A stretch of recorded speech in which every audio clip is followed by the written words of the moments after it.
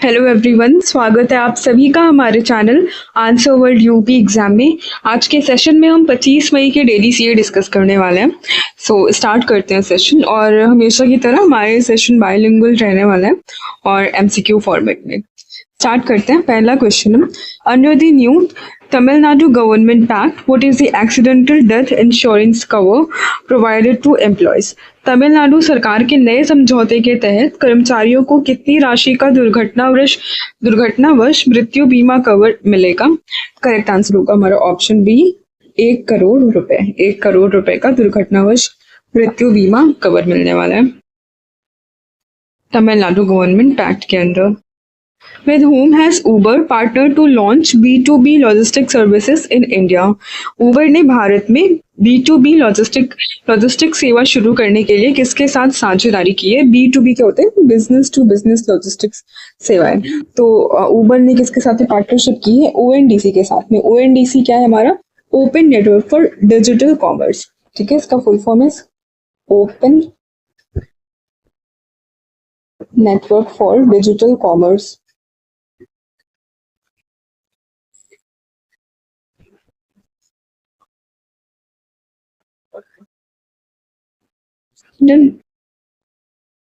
इसके लिए government backed non profit organization है ONDC, और ये उबर दोनों साथ में मिलकर के B2B लॉजिस्टिक सर्विसेज लॉन्च करने वाले हैं।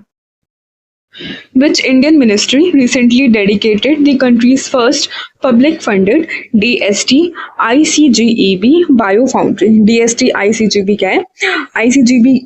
ICGEB का हमारा फुल फॉर्म है international centre for genetic engineering and biotechnology. ठीक है, तो कौन सी मिनिस्ट्री ने हमारा ये लॉन्च किया है? तो करेक्ट आंसर हो जाएगा हमारा option D, ministry of science and technology. हमारे union minister of state of science and technology doctor Jitendra Singh ji ने इसके लिए लॉन्च किया है, मतलब एड्रेस किया था ऐसा जो भी मीटिंग वगैरह हो रही थी। और ये है क्या हमारा? DST ICGEB बायोफाउंड्री। इसके अंदर बेसिकली हम बायोटेक्नोलॉजी बेस्ड इनोवेशंस और रिसर्च को बढ़ा सके, इसके लिए ये बायोफाउंड्री बनाई गई है। और ये ICGEB क्या है हमारा? बेसिकली एक इंस्टीट्यूशन है ऑफ टोटल 69 मेंबर्स। इसमें इंडिया भी one of the founding member रहा है, जो कि कब फॉर्म हुई थी हमारी? 1983 में। करंट में अभी 69 मेंबर्स हैं। क्या काम करते हैं ये? बेसिकली बायोटेक्नोलॉजी से रिलेटेड सस्टेनेबल ग्लोबल डेवलपमेंट करते हैं through research, training and technology transfer. Okay, 3 basically इसके मेन सेंटर्स हैं, एक हमारा नई दिल्ली में, दूसरा इटली में और तीसरा साउथ अफ्रीका में। इसका फुल फॉर्म भी ध्यान में रखना, international centre for genetic engineering and biotechnology.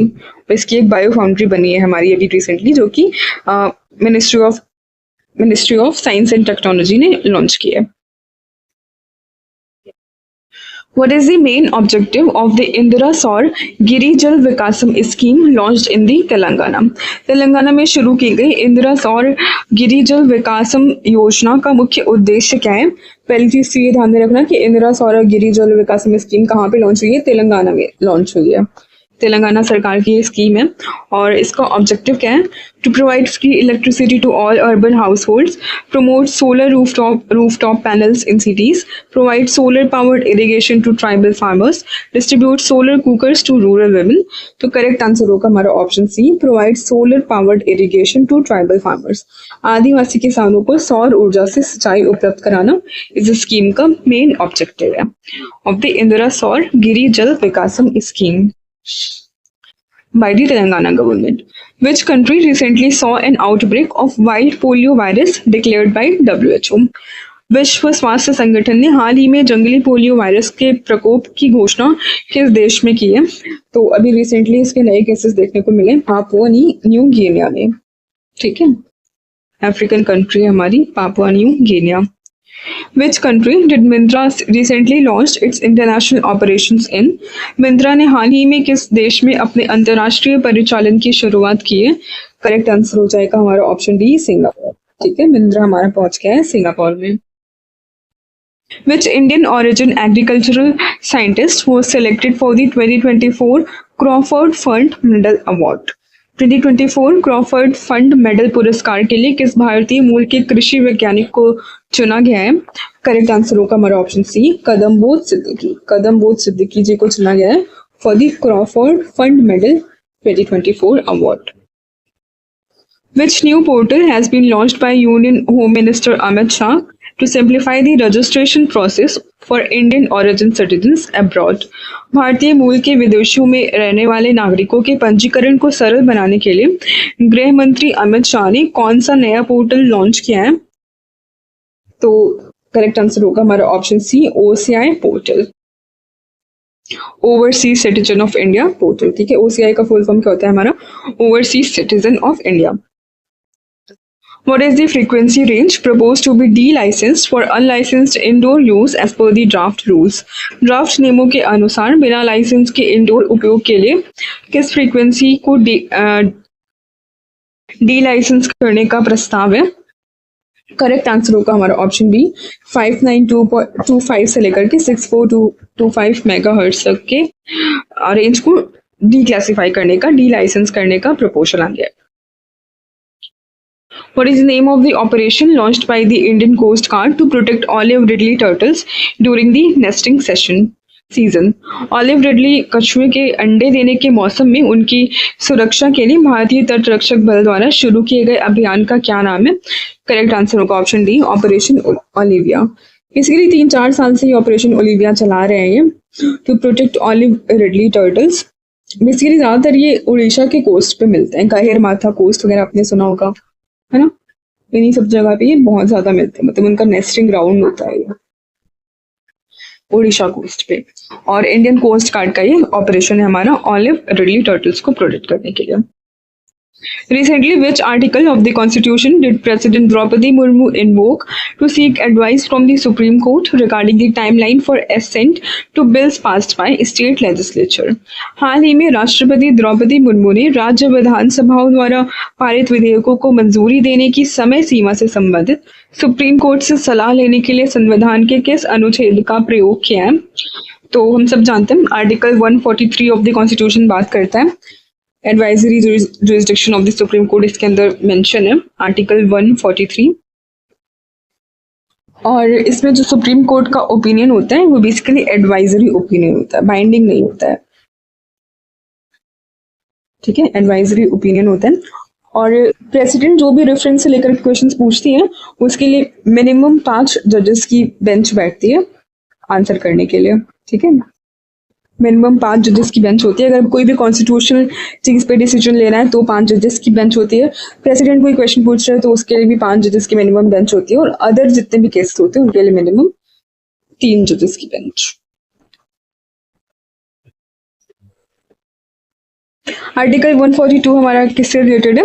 ये सुप्रीम कोर्ट की स्पेशल पावर से basically for doing complete justice supreme court इस आर्टिकल का इस्तेमाल करती है। आर्टिकल 142। आर्टिकल 200 हमारी किस बारे में बात करते हैं? गवर्नर के रोल के बारे में बताता है।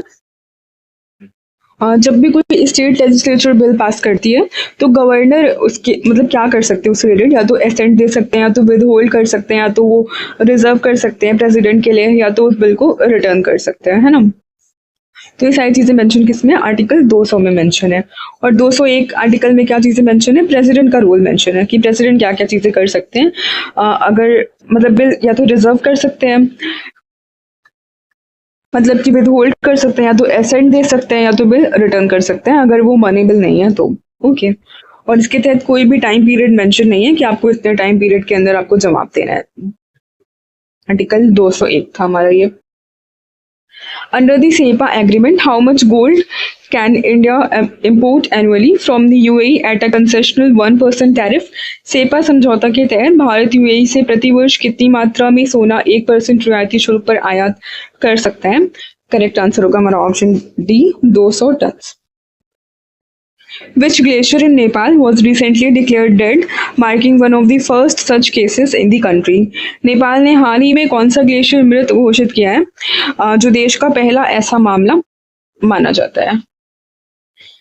तो रिसेंटली अभी नेपाल ने अपने याला ग्लेशियर्स को डेड डिक्लेयर कर दिया है। याला ग्लेशियर्स, ध्यान में रखिएगा, Yala glaciers from the Nepal. Okjokull glacier क्या है? बेसिकली ये हमारे विश्व के पहले ग्लेशियर है जिन्हें की डेड डिक्लेयर किया गया था कहाँ पे मिलते हैं? आइसलैंड में मिलते थे मतलब। और वर्ल्ड का पहला ग्लेशियर जिसे कि डेड डिक्लेयर किया गया था वो कौन सा था? ओक्सोकुल ग्लेशियर था। और हमारा जो ये साल है ना 2025 वाला, ये काफी इंपॉर्टेंट हो जाता है ग्लेशियर प्रिजर्वेशन से रिलेटेड, बिकॉज यूएन ने अभी डिक्लेयर किया है 2025 as a year of glacier preservation. ठीक है, 2025 year of glacier preservation by the UN. और इसी साल से हम ग्लेशियर प्रिजर्व करने के लिए एक दिन भी सेलिब्रेट करने वाले हैं, 21 मार्च को, world day for glaciers. Okay, so ये था हमारा आज का करंट अफेयर्स का session. Please do like, share and subscribe our channel. Thank you, bye bye.